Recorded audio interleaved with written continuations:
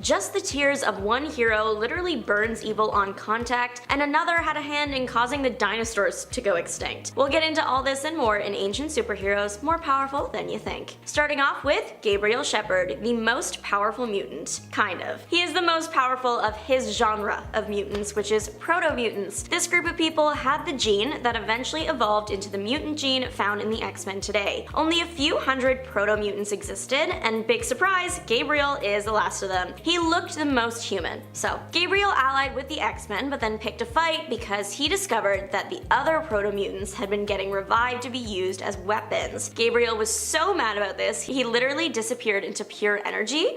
Goals, I guess? He returned later to help the X-Men take down Lady Deathstrike. Gabriel might as well be an Omega level mutant. He has lived a very long time and he will live forever. He is strong, he can generate electricity, fly, hear everything, including your thoughts. His telepathic abilities can reach over vast distances, but if you wanted to Uno reverse and use telepathy on him, no such luck. He can throw up some pretty solid mental shields. Goodness knows he's had the time to practice. If you annoy him enough, he might just turn you into a tree using his transmutation abilities, but he's a good guy, so you're probably safe. And finally, he can also stop time, but that's only been shown for a radius of about 500 meters as of right now. Nobody's perfect. Up next is Vision, but not the one you might be thinking of. I'm talking about the original Arcus Destroyer of Evil. This immortal hero debuted in Marvel Mystery Comics 13 and then disappeared for a long time. He was supposed to join the Avengers, but Stan Lee wanted the next member to be an android, so Avengers writer Roy Thomas created Vision. He named him the same thing and took inspiration from the OG's appearance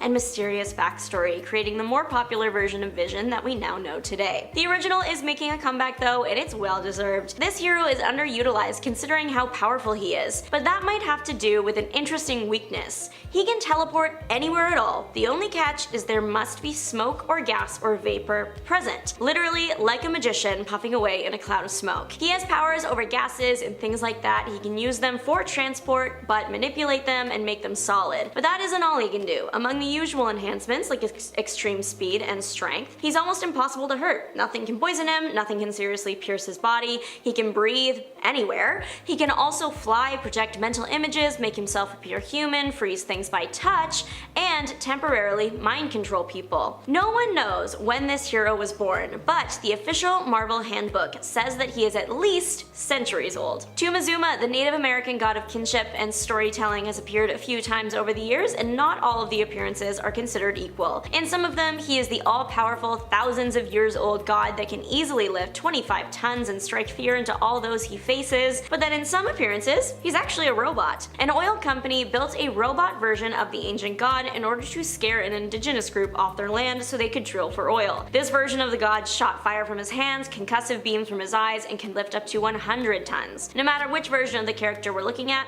he's pretty powerful. Lacey Lorraine has survived living hundreds of years in the vacuum of space, and she has since retired to a simple life of working in a remote gas station in Montana. I mean, if I were left in space for a couple hundred years, I too wouldn't mind spending the next few centuries with my feet on solid ground with a steady line of work. Lacey was born in ancient Greece and discovered on the day of a major surgery that her body was indestructible. She crossed the universe to try and get that surgery of a device that might be able to do the trick.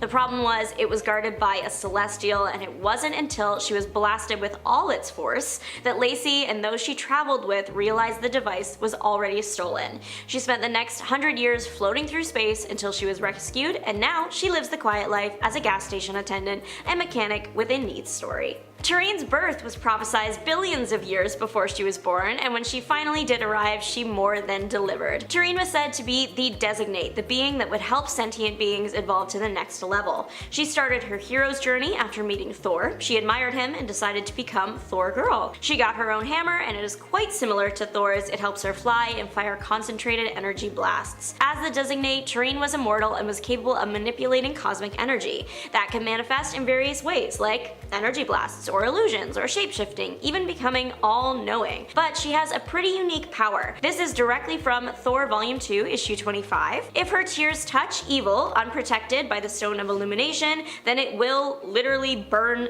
it. In this case, the it was Thanos. She has been referred to as unstoppable, and Thor even once considered her powers to rival his father Odin's. For the rare few of you that are not familiar with the Silver Surfer's game, please consider this a quick introductory. This hero is considered one of the most powerful beings in the Marvel Universe, and there are a lot of powerful things out there. Also, dermatologists hate him. He's literally centuries old, but he doesn't look a day over 30. As a herald of Galactus, Silver Surfer was imbued with the power cosmic, aka the source of unlimited cosmic energy. That comes with all the expected bells and whistles in regards to making sure he can physically do the job of being a herald to Galactus, but it helps him with the mental work too. Concepts and rules of the universe that would normally make the average human brain collapse in on itself are light work to Surfer. He can handle being aware of the entire universe. Silver Surfer does surf on his board, it would be weird if he didn't, but he doesn't require the board to fly, as he can propel himself, or if he really wants to, he could just teleport. He's accessed the astral plane and destroyed souls, messed with the foundations of nature, gravity, weather, water, light, and there is literally so much more. There is a reason the Silver Surfer is a fan favorite character. But time for some Canadian representation. Snowbird, my queen, is an Inuit demigod whose main power is shapeshifting into any animals native to northern Canada, but she can perform many other impressive feats as well. Her other powers include flight, super strength, and the ability to see the past, up to 6 hours. She is skilled in hand-to-hand combat, having been trained by none other than Alberta-born hero Wolverine. This is already so Canadian, but we're about to add even more maple syrup to the mix. Snowbird is the daughter of the goddess of the Northern Lights, an immortal man. She was bound to Canadian land so she could take on a human form to be the voice of gods on Earth. But this means that if she leaves Canada, she gets weaker. Snowbird's day-to-day identity is Anne Mackenzie, an RCMP officer. Snowbird at this point has been released from her earthly tether and is offered a place among the gods, but refuses to go unless her child and husband can come with her. It took some persuasion, but the gods eventually agreed, and we get a rare happily ever after. I mean, it doesn't last forever, but she had it for a little while. Early in the Marvel Earth history, a bunch of gods had turned evil and were being terrible, and eventually, somebody had to put a stop to it all. Enter Atum, the God Eater, son of Gaia, Mother Earth, and the Demiurge, the planet's life force. Atum was brought in to put an end to the gods consuming each other and turning demonic, and he did this by consuming all the evil gods and then turning partially demonic. So like, he kind of did the job, but at what cost? Good thing the good side of him still had morals and didn't want to let the evil consume him. He flew up into the atmosphere to fix himself up before heading back home to the sun. He got all the evil elder gods except 2, Set and Chthon, but they were banished to other realms, so he did still finish the job. Set and Atum did go head to head again a bit later over the dinosaurs. Gaia had plans to stop sustaining dinosaurs and instead get to work on mammals. Set, who had bonded with the dinos, didn't like that idea and picked a fight. Gaia called in her son to finish it. This massive battle is what, in the Marvel Universe anyways, caused the dinosaurs to go extinct. I love Marvel history, it is so entertaining. Set returns to his dimension and Atum to the sun. The next time he returns to Earth, he takes on a new name, that being Ra, and then eventually Ra the sun god from Egyptian mythology. Our most unique and technically incomplete path to godhood today belongs to Alexander Aaron, son of Ares. His mother was a mortal woman, which would typically make someone a demigod. However, Alexander was born mortal. Ares turned his back on the gods to raise his son normally, much to Zeus's annoyance, as the Olympians needed the war god to help with the impending fight with the Japanese god of evil. To get Ares back, Zeus kidnapped Alexander as leverage, but before Ares could get him back, Alex was kidnapped a second time by none other than the Japanese god of evil. Ares was a major player in the fight after this. Alexander's godly side was awakened when the Japanese god gave him some of his life force to drink. He brainwashed Alexander and hit him against his father. Zeus was able to clear Alexander's brainwashed state, but by that point Alex had already seriously harmed his dad in battle and woke up to Ares at his feet. It was tragic, but luckily Ares is a god, so he was reborn in no time. At this point, with his godhood awakened, Alex is sought out by Nick Fury, and this is when he finds out that he will become the next god of fear. This comes with a pretty cool set of powers. He can tell what everyone's greatest fear is and use his eyes to place that fear in your head. And he can also see the future now, just as like a fun little extra. And finally, the best for last, because I'm a cat person. The Egyptian lion goddess has two modes: Hathor, the peaceful, playful goddess of love, and Sekhmet, the violent war goddess. So she might seem all cute and cuddly, but she can and will demolish you. She acted as a warrior to the sun god Ra whenever the people of Egypt would try to rebel against him. Her war goddess side, once unleashed, is pretty hard to control. Once she was unleashed on Egypt and slayed half the population before Ra had to step in, the only way to get her to stop was to trick her into drinking large quantities of inebriating drinks that Ra dyed red. The hope and successful outcome was that the war goddess would see the red and, thinking it was humans red, drink herself unconscious, giving her brain time to settle back into the love goddess. Sekhmet is capable of a male form, but it requires a human host. Welcome back, nerds! Today we are counting down more new mutants that you absolutely need to know. On part 1, I only included the 2025 debuts, but as some people pointed out, there's some pretty awesome 2024 mutants that deserve the spotlight too, and that is what we are here to do today. 5. Calico, starting off with my favorite of the bunch because she has a flaming horse for transportation and like fire powers in general. Raised in isolation by overprotective, anti-mutant parents, Becca's only real friend was Ember, her horse, who she eventually developed a psychic connection to due to her traumatic upbringing. Becca's abilities can manifest physically, generating flaming armor around herself and even Ember, or transforming Ember into other horse forms. Despite her privileged appearance, Becca's story is one of overcoming adversity and learning to embrace her identity. Yeah, she's really cool. We love her. 4. Ransom. On a team with Calico and actually our next few heroes, the Outliers, Ransom's mutant ability is unique to say the least. He was born with a black hole in place of his heart. While it is unsettling and a scientific marvel, it allows him to absorb matter, energy, and even attacks directed at him, making him nearly impossible to conventionally hurt. Ransom has fought Wolverine and stood his ground, which is saying something. That's pretty much a very, very impressive feat. 3. Jitter. Jitter's power is also pretty unique. The technical term is hyper-focus, but really if she concentrates, she can perfect any skill, but only for a minute at a time. So it's like she's a prima ballerina for 1 minute, or a master martial artist for 1 minute. Jitter keeps a stopwatch on her at all times to keep her time, but really she has to be strategic about when she uses her abilities to avoid being powerless in a fight. At least for the time being, her time with the X-Men might help her extend that window. 2. Deathdream. He lives between the living and the deceased. On his birthday, the mutant passed 4 separate times, causing his ability to manifest somewhere along the way, probably the first time, if I had to guess. Deathdream isn't going down unless he wants to. Immune to most poisons and possessing the ability to call upon the souls and powers of the unliving, he can use them to fly, heal. The only weakness really is his powers can be pretty unstable. It's actually the 1-year anniversary of his teams, the Outliers, and his debut. Happy 1 year to them. And finally, number 1, Blank Slate. Blank Slate is exactly what their name says. A blank slate of a person with no personality, appearance, identity, all factors that led to a pretty chaotic introduction. A metamorph that takes on the appearance of the subject and also their personality and memories, Blank Slate has found themselves in a perpetual existential crisis, and they often latch on to others' likenesses, causing a comedy of potentially international errors along the way. Beast was a victim of Blank Slate's mutant abilities, but chose to help the mutant learn who they are and find them the support they needed instead of just like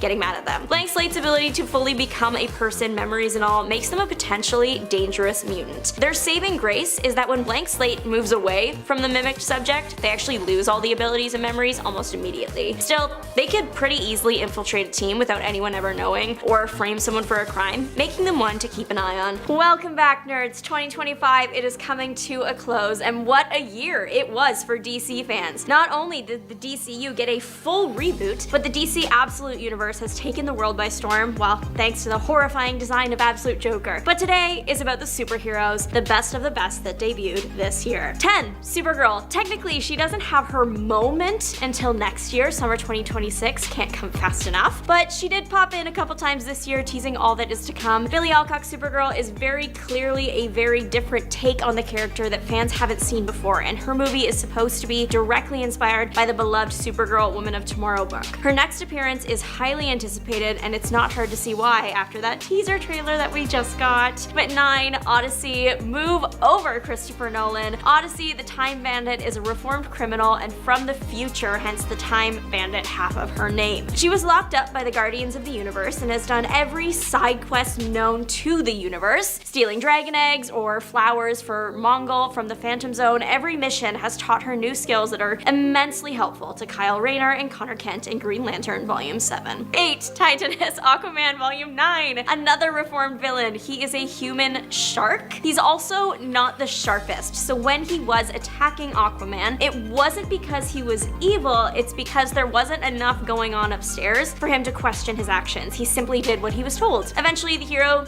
did switch to the good side and became an ally to Aquaman and member of Justice League Blue. 7. Diana, Amazon of the DC animated universe. This is a new version of Wonder Woman from the sequel to Batman Ninja, so it's basically Ninja Wonder Woman we love. Although DC is pretty hilarious because what do you mean Batman went back in time and just like erased Japan? Okay, anyways. 6. Absolute Hal Jordan. We are into the absolutes now. DC's Absolute Universe is probably their most successful run in a while, and it's always interesting to read about our favorite heroes in new situations. I know that all of the Absolute heroes are having a horrible time, but Hal has got something special going on. First of all, he thought that all of his friends and the other Green Lanterns, John and Guy, passed away in front of him. They didn't, but it sure looked that way. The stress was real. Then, instead of the Green Lantern ring, Jordan got the Black Hand. His hand became a source of destructive energy that he could barely hold back, and now, after losing it, he's stuck in a coma. That's rough, buddy. We love him though. 5. The Martian, or Absolute Martian Manhunter. All the Absolute comics are amazing, yes, of course, but there is something truly out of this world about the art of Absolute Martian Manhunter. It's abstract, it's colorful, and it's unique. It's giving Alien from another world, it really is. Also the idea that the Martian is possessing John Jones and they must work together to save the day. I've seen it before, but I love to see it. 4. Jade Tiger Prime Earth Batgirl Volume 6. He is Cassandra Cain's half-brother. Son of Lady Shiva and Bronze Tiger, Jade didn't know his parents were evil. His dad wanted to protect him, so he just lied and said that they were superheroes. And the reason he had to do that is because every year on Jade Tiger's birthday, Lady Shiva would show up and fight him to see how his training was coming along, which is a wild birthday present very on brand for Miss Shiva. Cassandra Cain was told by her mother to find the Jade Tiger, and that's how she found out about her half-brother. 3. The Justice Gang. James Gunn took a risk when he decided that the first team of heroes he was going to introduce to the new DCU were underdogs. Now, of course, like people, they know about Hawkgirl, but she's not like super popular, and when you think of a Green Lantern, chances are you're picturing Hal Jordan or Jon Stewart, and well, casual fans just didn't know who Mr. Terrific was. But by the end of Superman, audiences were charmed. Mr. Terrific is a fan favorite especially. The dynamic of the team was perfect, the casting elevated the characters, and they left everyone wanting more. 2. Absolute Flash. We love Wally West in this house. In this version has a mullet, which is so iconic. He also has a lot of trauma and no support system, which is less fun. After the loss of his mother, he kind of shut himself off, and it wasn't until Barry Allen invited him to his experiments that Wally saw some light back in his life, until that experiment went so wrong and gave Wally his speed powers. The unfortunate thing is, when he got those powers, he got scared and ran and accidentally dragged Barry behind him, essentially shredding him through speed. Mind you, Wally's supposed to be in like the 10th grade right now. We were all saying stuff about like Bruce Wayne's age. Take a look at Wally. His costume is pretty incredible though, but another little heartbreaking piece to this puzzle, Wally has no friends, and his best friend in the Prime universe, Dick Grayson, is likely 10 years older than him here, so he doesn't even have that support system either. But number 1, David Cornsweet's Superman. This was the summer of Superman, the reboot of the DCU. It's history, if you will. Despite all the negativity, Cornsweet delivered an excellent performance as the Man of Tomorrow. He also made people want to act better for like a week there. We'll forever love the effect Superman had on the world, and I literally cannot wait for Supergirl and Man of Tomorrow. This was a big year for Marvel, between Marvel Rivals really taking off, new MCU additions like the Fantastic Four and the Thunderbolts, and some excellent comic runs. Marvel is leaving 2025 on a high note, so here are just a few of our favorite debuts of the year. 10. David Colton,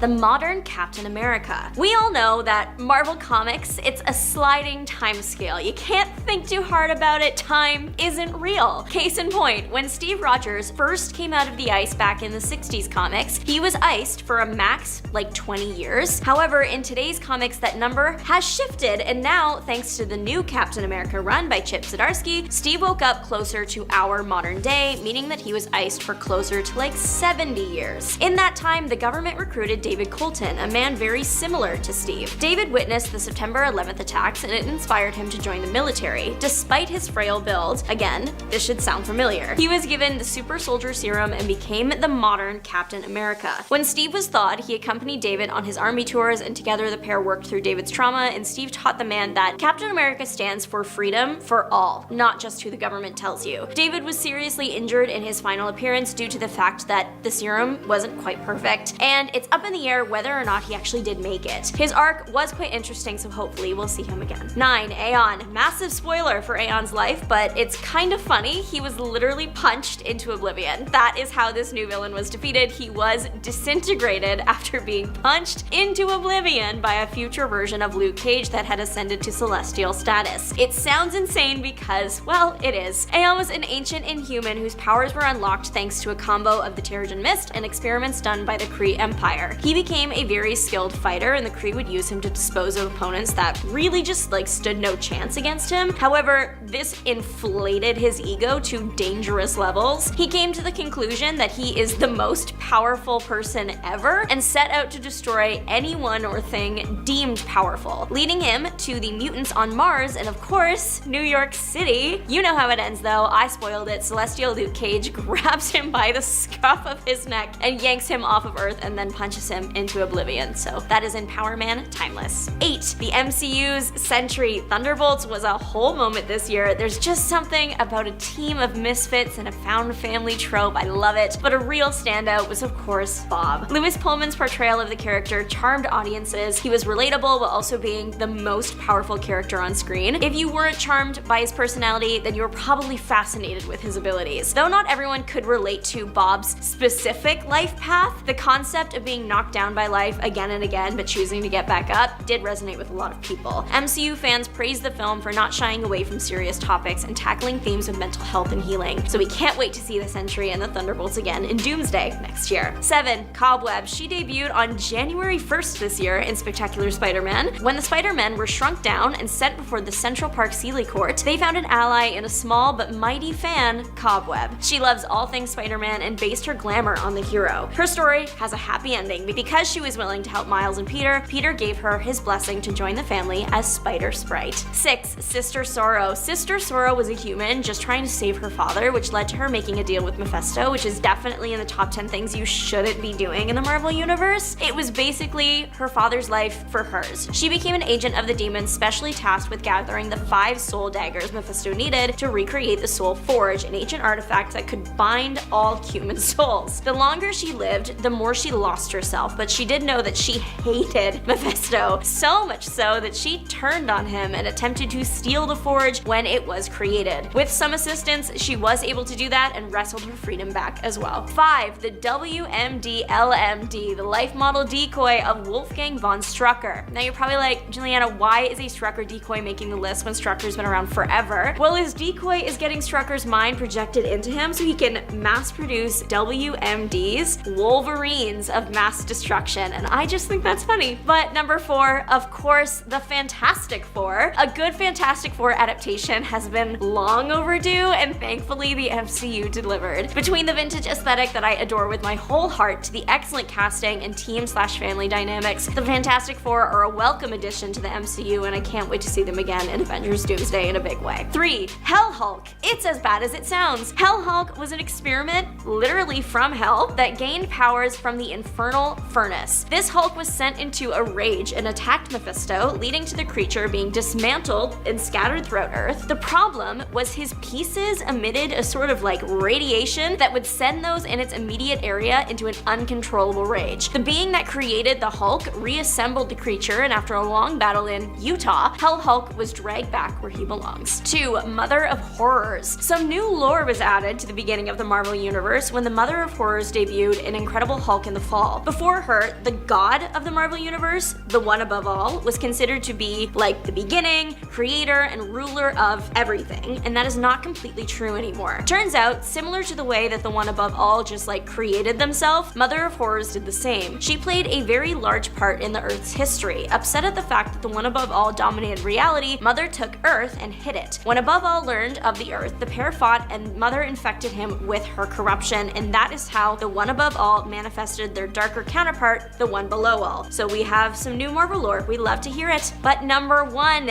X 31, Marvel decided to mix Gwen Stacy and Wolverine this year. A Gwen Stacy clone was created by the Weapon X facility because, of course, it was. She became X-31, a highly trained, dangerous individual with blades implanted in her forearms to give her an edge. She saved Spider-Man and Gwenpool from some escaped deathlocks, which is when an identity reveal happened, and I can't imagine being either of those heroes. You're fighting this like mysterious, maybe hero, maybe villain, and then you rip off her mask, and it's either you're looking at yourself or you're supposed to be deceased X. Marvel introduced some pretty cool mutants this year. Lady Henrietta, I am looking at you. Let's break down the best of 2025. 10, Rogue Red and Green. We're feeling festive. Marvel decided to split Rogue in two this year, Rogue Red and Rogue Green. Well, Rogue Red is considered more of a copy than anything else. She is slightly less powerful than the original, but she's more direct, violent, and less inclined to hold back as she is still trying to prove herself. In a future storyline, it was revealed that Rogue Green absorbed Galactus to save the world, but Rogue Red is still very much active. 9, Herald Gambit. Right at the beginning of this year, Marvel dropped Herald of Galactus Gambit. Gambit's mission was to steal a planet from the Collector's Museum that turned out to be a mini copy of Galactus's home planet. The copy actually turned out to be lifeless, but because he still helped Galactus, he was freed from his servitude. Though Gambit's time as a herald was short, it was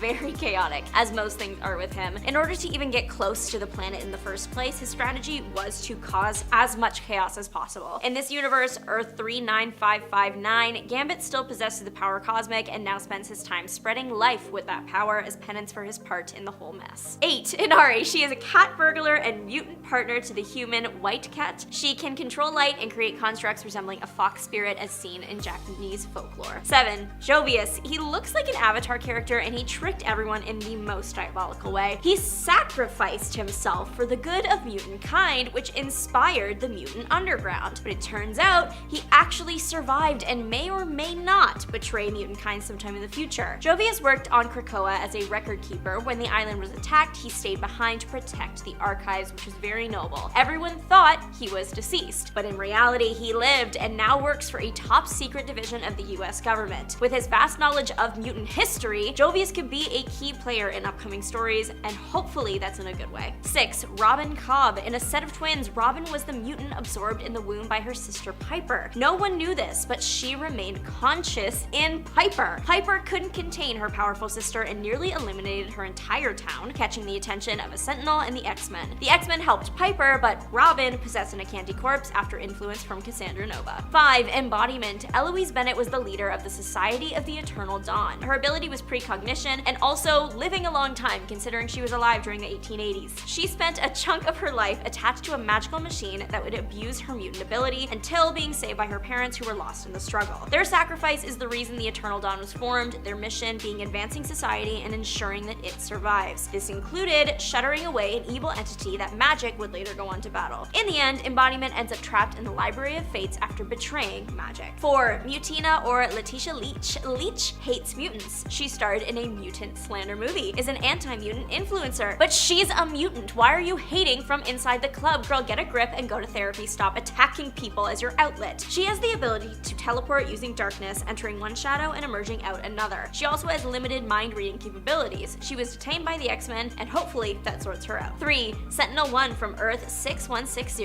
The Legion of this world. He was nearly taken out by a landslide as a child, an accident likely caused by the Maker as part of his plan to take out potentially dangerous people. Of course, due to his mutant status, Legion survived in a wild way. He transformed his consciousness into a computer code. The code was streamlined by Beast and eventually placed inside a carrier Sentinel unit. 2, Justina LaGuardia. Justina might just be like the most powerful mutant ever. Her ability is to just be better than you, and I'm literally not even kidding about that. If you're a good singer, she's better. You can paint, don't look now, but she's recreating the Sistine Chapel ceiling from memory. Yeah, in her first and only appearance, she wiped the mind of Professor X when he tried to recruit her because she's better than him because of her ability. A lot of fans dislike this character, some saying that she feels like plot armor or just lazy writing. I do have a feeling that she will pop up sometime next year and magically fix everyone's problems, because you can't create a character this powerful and then just forget about her. But number 1, Lady Henrietta, she is my favorite, so she is number 1, and I have a feeling not many people will argue. She is the guardian of the realm of the dead with the ability to create golems from rock and transform her body into obsidian. You would think that she's all hard edges and tough, and a part of her is, but there there is a gentle and kind side to her as well, which is nice to see, especially because she is a victim of a less tolerant time, referring to both her ethnicity and mutant status with that. She also dresses better than everybody there. Mutant Met Gala every day of the week. Coming in at number 10 today is the Silver Surfer. The Surfer was originally Norrin Radd, an astronomer from the planet Zen-La. When Radd discovered that Galactus, the devourer of worlds, had come to devour Zen-La's life force, Radd struck a deal with the cosmic entity to seek out uninhabited planets that Galactus could consume. Eventually, Galactus became aware of Earth, our little green planet, and he set out to make it his next meal. The Surfer arrived just in time to warn the Fantastic Four of Galactus' arrival, which was his initial reveal into the universe of Marvel Comics in Fantastic Four number 48 to number 50. And that started a great relationship between the Surfer and the superhero family. The Silver Surfer's adventures often center on philosophical conundrums as much as physical challenges, and Stan Lee has used the Surfer as a vessel to express some of the writer's own worldviews. But why is he on the list of ancient heroes? Well, we don't actually have a specific birth year for Norrin Radd, but the Silver Surfer himself has stated that it has been a millennia since he was first transformed by Galactus, and he was a mature member of his species when that happened. And that species is a long-lived one, so it's very safe to say that the Silver Surfer is quite old indeed. Number 9. Mystique. To some of us humans, hundreds of years ago feels just as ancient as millions of years ago. Maybe. The Marvel mutant known as Mystique, while you wouldn't think it, has stated that she was not born in the last century and that she's actually over 100 years old. Mystique has a very complex and unrevealed origin. Like Marvel started by introducing her and have only given us brief moments where she has shown up in the timeline prior to that. So this point is more so cobbling together various things she and others has said that point to her being quite freaking old. Mystique has been known to be with her wife, Destiny, by 1895, and she stated that, quote, "Solitude was my natural state for 100 years, which basically implies that she was born before 1800. In 1921, she met Logan in Kansas City, and they all worked together in Scotland shortly before World War II, but in an early appearance in Uncanny X-Men number 170, Mystique dreamt that she was in the year 1783, which is specified as being 170 years before her birth. As the comic was published in 1983, this would make her 30 years old at the time of the story, but that has since been retconned. So as I said, it's a little convoluted. Despite the fact that it is unknown when exactly she was born, it can be assumed that Mystique was born in the month of September, because apparently her birthstone is a sapphire. Twinning. While she might not be as ancient as others on this list, she is still much older than you think and an incredibly hard mutant to bring down. Number 8. Nabu. Dr. Fate is one of the most powerful magic users in DC Comics, but funnily enough, Dr. Fate is just a name used by the wearers of the Helmet of Fate, which was created by the powerful sorcerer Nabu. Nabu is actually billions of years old as one of the cosmic beings known as the Lords of Order. They came into being at the beginning of the universe and struggled with the Lords of Chaos for supremacy. The Lords of Order actually manifested themselves as the first sentient race in the universe, but it wasn't until 3500 BC, in Earth years, that one of the Lords of Order descended to Earth and became Nabu the Wise, an advisor to the pharaohs of ancient Egypt. In the New 52 continuity, he is a bit more human and credited as one of the first discoverers of magic, but regardless, after years and years and years serving pharaohs, Nabu did eventually, quote, pass on, or it's more so that his physical body could no longer contain him, and so his spirit was absorbed into magical items, mainly the Helmet of Fate, allowing him to live on through it and whoever puts the helmet on their head. Number 7. The Wizard. Mamaragan, or the Wizard, or just Shazam's origin story is deeply rooted in ancient mysticism and magic. He was an ancient wizard who once belonged to an order known as the Council of Eternity, sworn to safeguard the realms from supernatural threats. Thousands of years ago, during the days of ancient Egypt, Mamaragan was granted incredible magical powers tied to the 6 gods of Solomon, Hercules, Atlas, Zeus, Achilles, and Mercury. As the wielder of the magic word Shazam,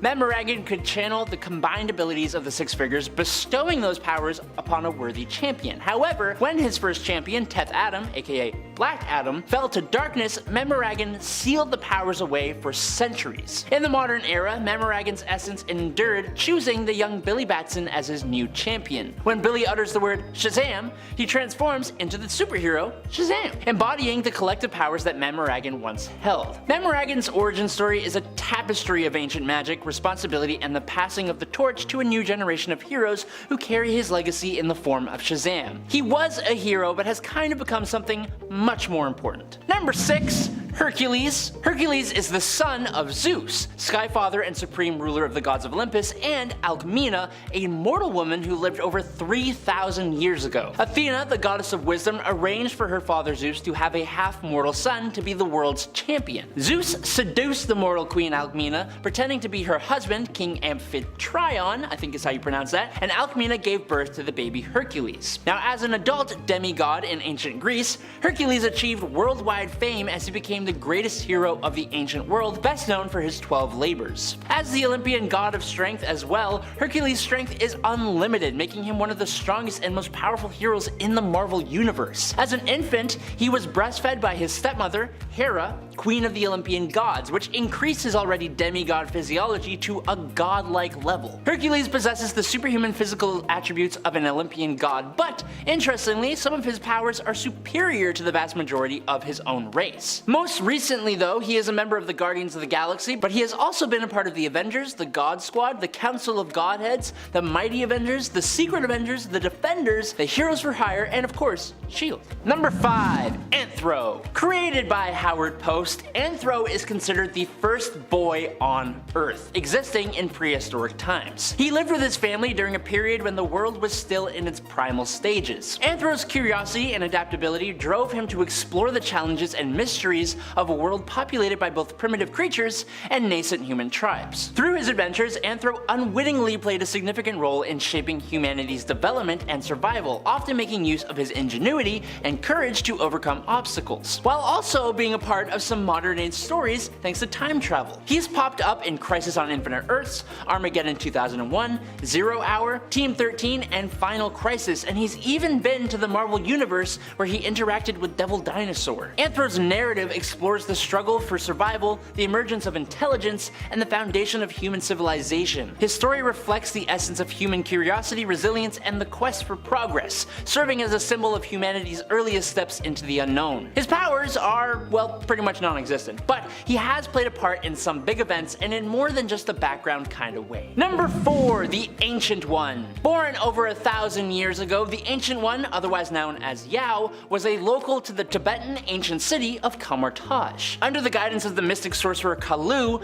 Yao delved into the ancient arts of magic and arcane wisdom, eventually surpassing and even facing his mentor. After facing his mentor, granting himself long life, and fighting alongside sorcerer supremes throughout time, he sought out an order of ancient magic users known as the Ancient Ones in order to devote his entire life to their goal of combating evil sorcerers. The youth eventually became even more skilled than his colleagues though, and grew in power so great that he was the first mortal ever of Earth to meet with Eternity, the sentient embodiment of the universe, who presented him with the amulet of Agamotto and charged him to become the Earth's Dimension's Sorcerer Supreme. After spending a ton of time trying to sculpt a successor and having multiple possible choices, Yao eventually passed on and left the Sorcerer Supreme mantle to Dr. Stephen Strange. Number 3. I, Vampire. Vampires in DC Comics are practically indestructible and can regenerate any damage done by consuming blood. They have superhuman strength, speed, reflexes, stamina, can transform into bats,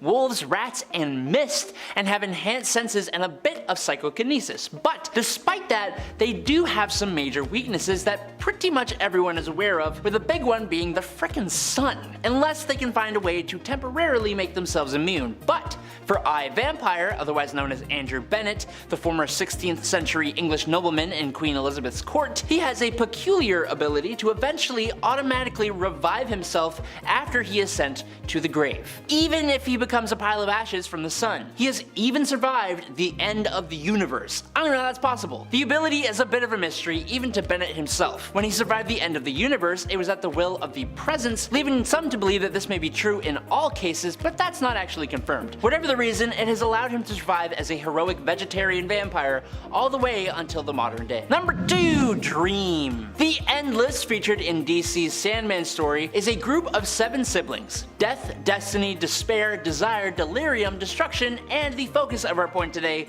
Dream. These siblings represent fundamental aspects and forces of the Vertigo/DC universe, and they are all immortal, ageless, and nigh omnipotent. The parents of the Endless were revealed to be the embodiment of Time, father of the Endless, and Night, the embodiment of the infinite darkness that existed before the dawn of the universe, and the mother of the Endless. So, it's safe to say that these beings are probably pretty ancient. Like 10 billion years ancient. They came from the beginning of the universe. As for Dream, or Morpheus, he isn't so much a superhero as we are used to, but he is an extremely powerful, reluctant hero. And his journey to that status, from emotionless god to a being displaying very human-like emotions and characteristics, is the fundamental story of the Sandman. Dream dwells in a realm called the Dreaming, from where he controlled the fundamental concept of fantasy and reality in the universe, as the line between the waking world and the dreams is quite thin. And in at number 1 today, it's Hippolyta. This queen's history begins thousands of years ago, around 1300 BC. The Greek pantheon held a meeting convened by the goddesses. They were discussing the creation of a race of humans that would champion their ideals. The male gods, including Zeus and Ares,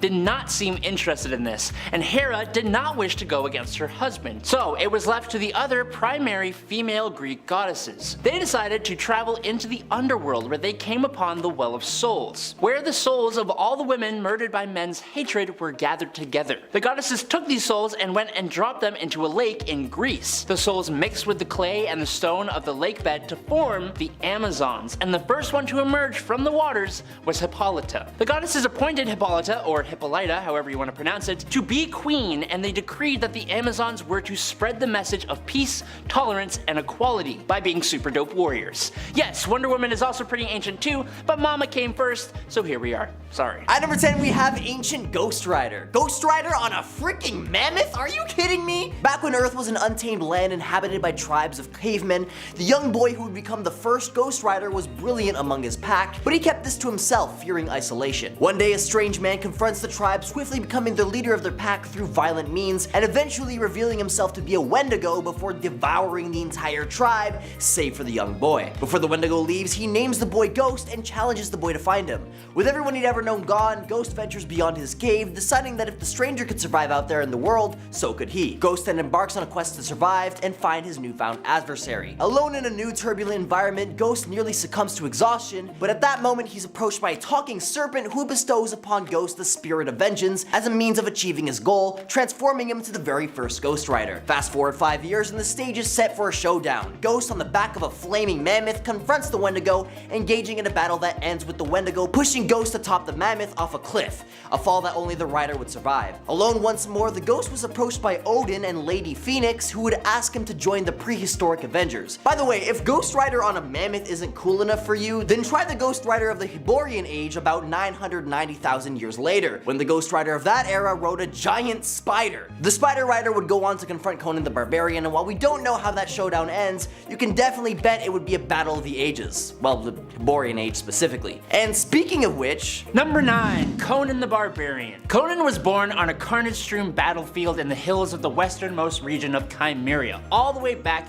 in the Hyborian Age, aka around 13 to 10,000 BC. The fact that Conan was born on a battlefield was considered to be an omen that Conan would grow up to be a great warrior one day. And Conan was one of the most accomplished swordsmen of the Hyborian Age. He has unusually high strength, agility, and speed for a human. He has lifted immense objects or enemies, even using his bare hands to bring down a raging bull when he was still relatively young. It's said that he has the strength equivalent of 10 to 20 men. More often than not though, Conan relies upon his lightning-fast reflexes in combat situations, and they've very rarely failed him. On top of that, he has a massive level of durability, and through years of dealing with sorcerers, magicians, and witches, he has even developed a moderate level of resistance to magic and mind control spells. Conan is a master warrior. He has a hardy survival instinct, is a master of stealth, and is multilingual. While primarily known as a wandering sellsword, Conan progressively became a master tactician, leading entire armies into battle, and eventually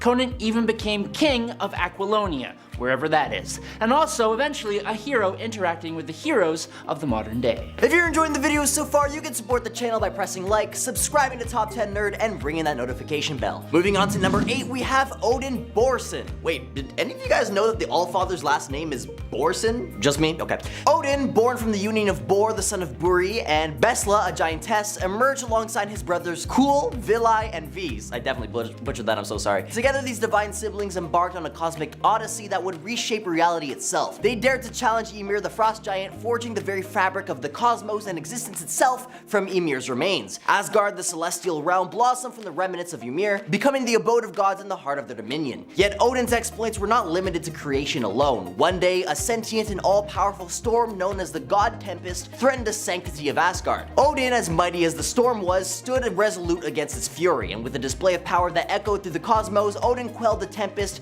imprisoning its essence within a fragment of Uru, which would one day become the legendary Mjolnir, a symbol of power and worthiness. Sometime after forging Mjolnir, but long before the birth of Thor, Odin descended upon Midgard, then known as Aesheim, where he bestowed upon the world the gift of humanity. However, even the god's benevolence can be tempered with enigmatic purpose. Bor, his father, was not entirely pleased with Odin's creation, casting upon humanity the mantle of suffering. As eons swept by, Odin's saga intertwined with the Stone Age. See, Mjolnir proved difficult to wield, leading Odin to forge an alliance with mystically empowered prehistoric humans. Together they united as the Stone Age Avengers, the guardians of Earth's fragile yet flourishing existence. Number 7, the Immortal. Due to an accident that happened approximately 3,000 years ago, the man who became Invincible's Immortal was exposed to an unknown anomaly that gave him superhuman abilities that put him almost on par with Viltrumites, making him one of 3 known beings in the universe that can make that claim. But outside of his incredible strength, speed, durability, stamina, and flight powers, the Immortal is,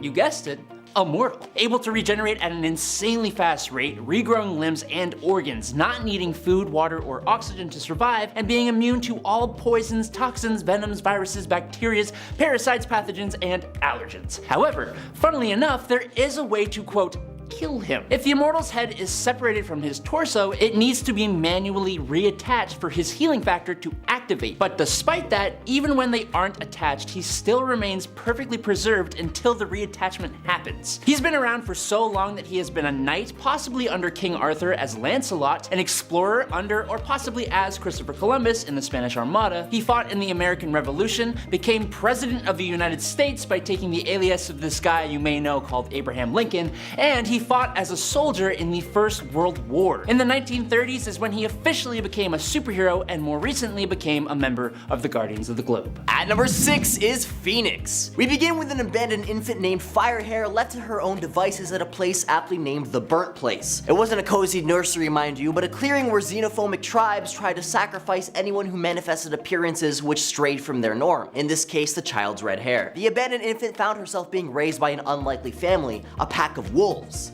Wolves! The original guardians of the forest. Perhaps a canine paw father is what every superhero needs. One fateful day, Firehair's solitude was interrupted by a floating man who conversed through thoughts. No need for that pesky small talk. This floating mentor, which Firehair fondly dubbed as the High Walker, introduced her to a congregation of adopted mutants called the Tribe Without Fear, offering refuge and training. Fast forward, and Firehair's psychic abilities awakened just in time to sound the alarm about an impending attack from the xenophobes from earlier. As the High Walker faced off against the invading tribesmen, Firehair's psyche is overwhelmed by the storm of human emotion. Sadly, the High Walker meets his end while trying to calm her.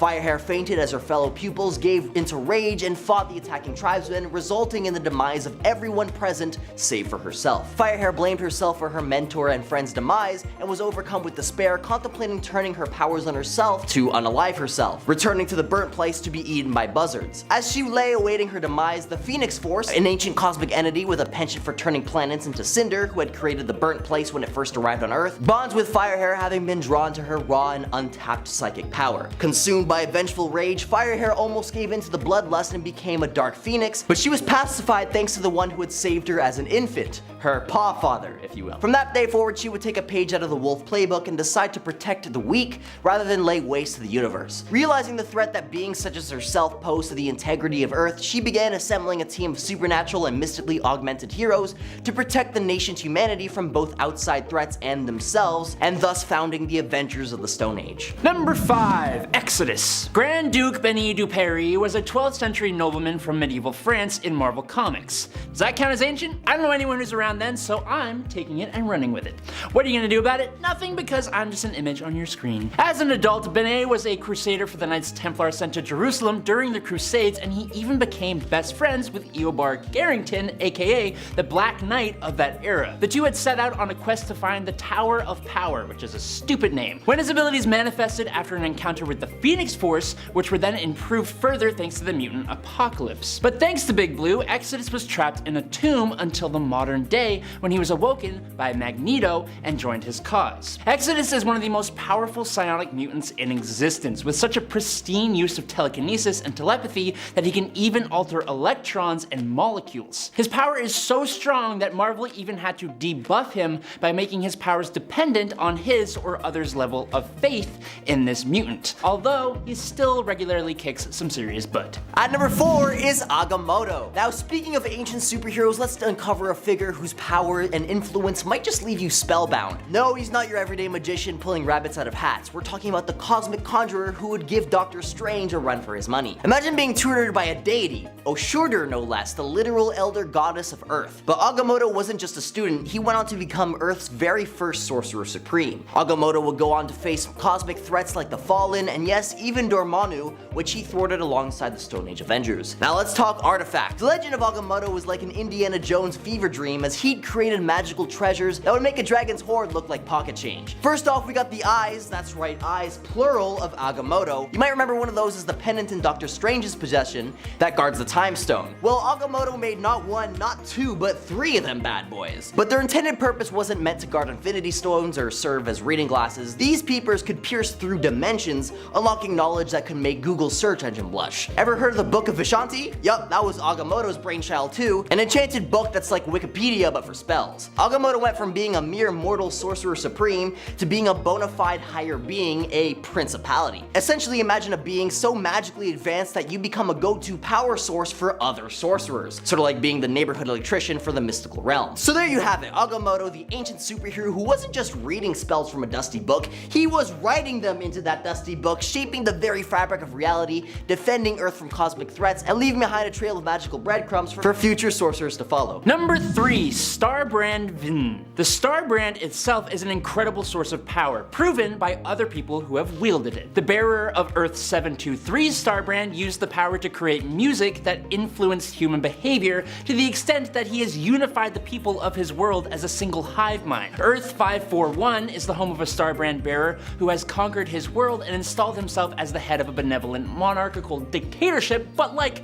a good one that actually somehow works despite the lack of freedoms. Thing is, what the Starbrand is capable of is dependent on its wielder's imagination. When it first showed up on Earth, it was millions and millions of years ago, coming down with a meteor that wiped out the dinosaurs, but in doing so, it bonded itself to a Tyrannosaurus Rex, which is absolutely awesome. After a few millions of years though, that T-Rex had gone belly up, and the Starbrand found a new bearer in the form of a caveman named Vin. It's just VNN, I don't know why it's pronounced like that. Interestingly though, when Vin came upon the Starbrand and used it to join up with the Avengers 1 million BC, he was actually more analogous to like the Hulk, at least in his looks, and he had a more primitive use of the Starbrand than other future bearers. But he did live on the moon for a bit and help fight a Celestial, so don't get it twisted, he did more than just punch stuff. At number 2 is the first Black Panther. Meet Mosi, a member of the Black Panther tribe in the legendary land of Wakanda. Now, he wasn't the first of his tribe to munch on the heart-shaped herb, but he was the first to survive the experience as he caught the attention of a powerful entity known as Bast, the Panther Spirit. And let me tell you folks,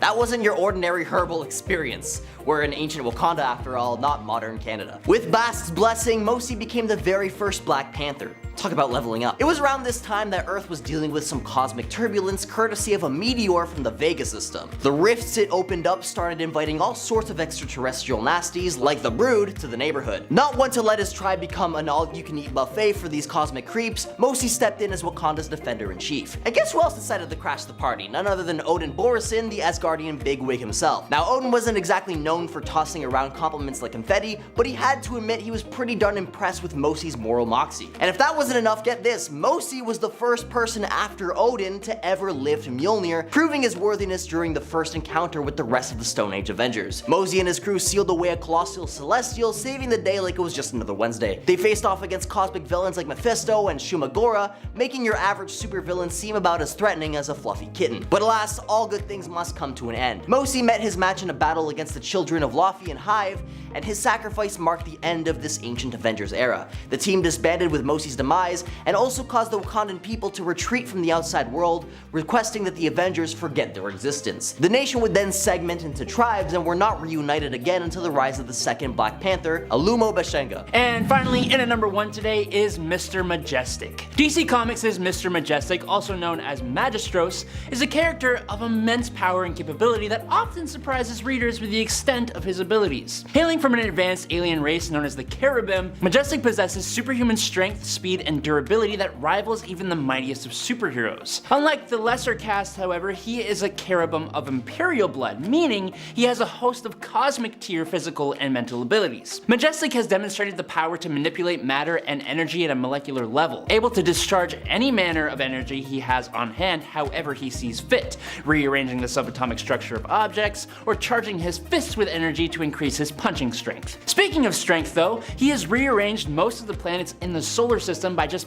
pushing them from his own power, and has crushed graphite into diamonds in order to pay for a meal, which those two things are very, very different. On top of all of that though, Majestic is basically Wildstorm's analog for Superman and shares a lot of the same abilities as the Man of Steel. And when interacting with the rest of the DC multiverse, he's considered to be an alternate Earth Superman. Oh, and he makes this list because, being a Cherubim, he is about 10,000 years old. At number 10 is Hercules. In the realm of ancient legends, Hercules emerges as the ultimate superhero. Born millennia ago to Zeus and Alcmena, his feats defy imagination. At just 1 year old, he strangled serpents sent by Hera, revealing his immense strength. He joined the Agronauts on their quest for the Golden Fleece, but never abandoned the search for his abducted friend Hellas, even at the cost of parting ways with his crew.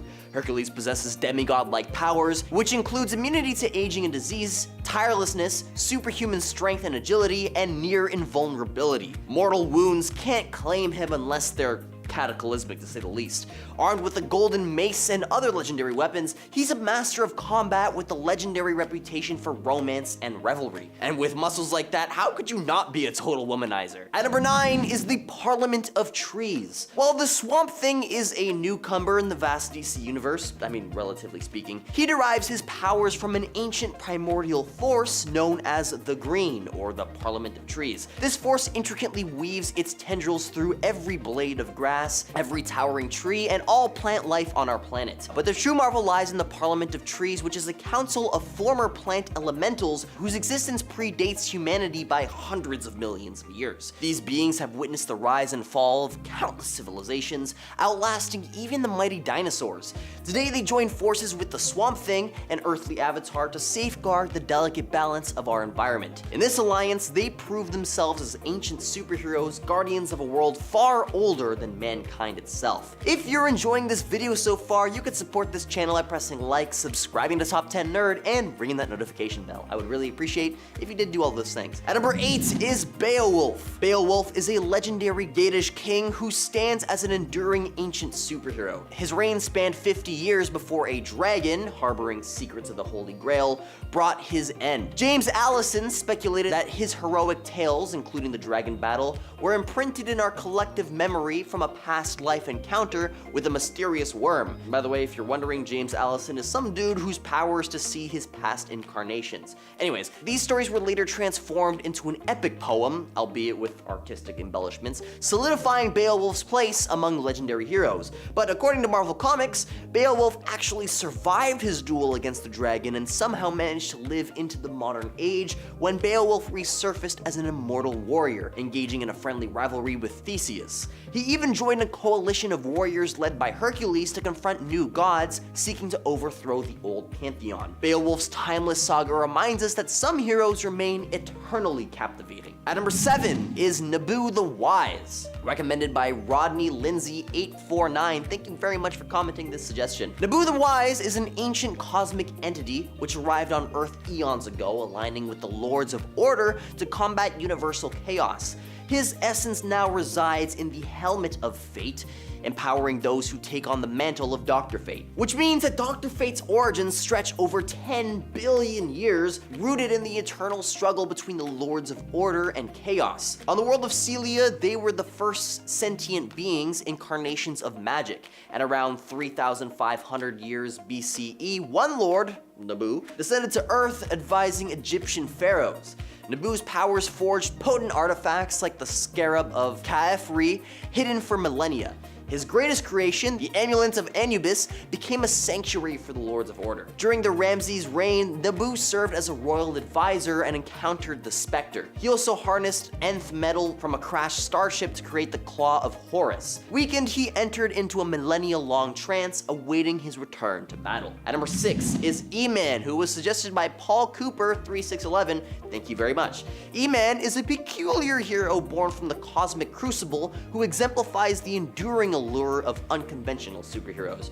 Created during a bygone era of comics, he pulsates with a distinct charm. You see, E-Man is born out of pure energy, and as E-Man traversed galaxies, absorbing wisdom from the cosmos, eventually he landed on Earth, where he embraced the guise of Alex Tron, with his insignia being a nod to Einstein's famed equation. In a twist of fate, E-Man met Nova Kane, a dancer and scholar who'd soon join him as a radiant partner. Together they faced cosmic threats with powers that defied physics. Energy blast, shapeshifting, guys, the imagination was unbound here. Yet Nova's powers are ebbed and flowed, a testament to their ever-changing narrative. Their adventures weren't complete without Teddy Q, a koala with surprising intellect. Now, although this comic series was short-lived, E-Man has been touted as one of the funniest superheroes of all time. Now, am I the only one who wants a reboot, but this time with an E-girl at the helm?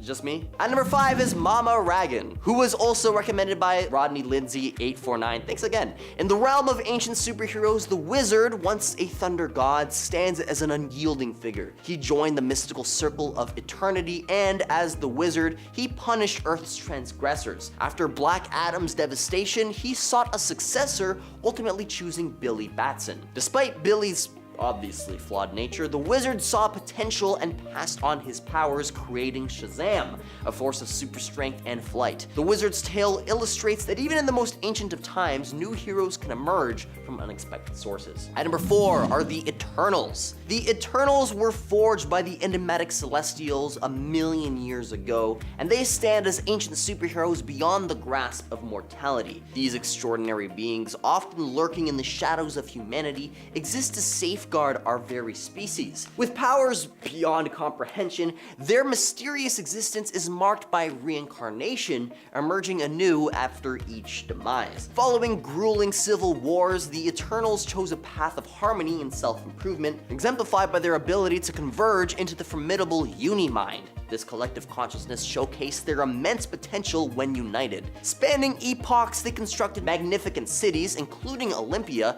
their current haven.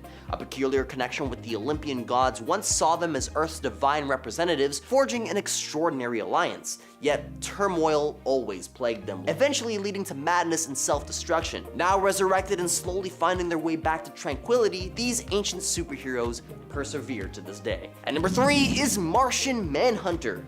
The Martian Manhunter, also known as John Johns, is one of the last living members of the Martian race, and one of the oldest characters in DC Comics. His age is estimated to be north of 225 million years, an unimaginable span considering human lifespans. John John Johns only made it to Earth recently thanks to a failed experiment, but he had been living in isolation on Mars for untold eons. A calamity about 1 million years ago wiped out nearly their entire civilization, leaving him as a solitary sentinel of his kind. His shape-shifting abilities, telepathy, and superhuman strength make him a formidable force, and his longevity adds to his aura of invincibility. At number 2 is Red Sonja. Originating as a supporting character in Conan Barbarian series, Red Sonja swiftly rose to prominence on account of her unwavering resolve and unmatched swordsmanship. With a tragic past as her backdrop, she swore vengeance and embarked on a relentless quest for justice. Marvel Comics chronicled her adventures until 1986, followed by Dynamite Entertainment's ongoing run.